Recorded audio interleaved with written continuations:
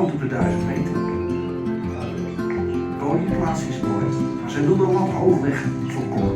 En dan moet ze eigenlijk onder de 7 kunnen staan. Dat zou een persoonlijke record betekenen.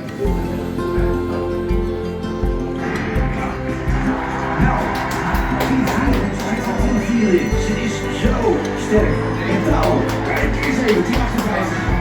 Dan moet hij nu komen. Dan moet hij nu komen. Dat heeft ze nodig, maar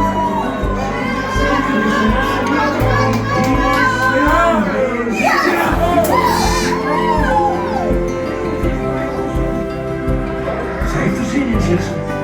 Ik wil genieten. En dat stralen ze ook uit, maar je ziet toch voor het eerst iets van spanning.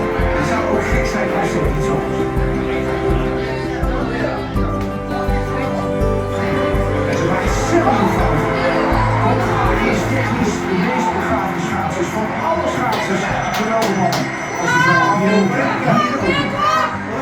Hoe is dit mogelijk? 54 uur. Dit is een historische rit.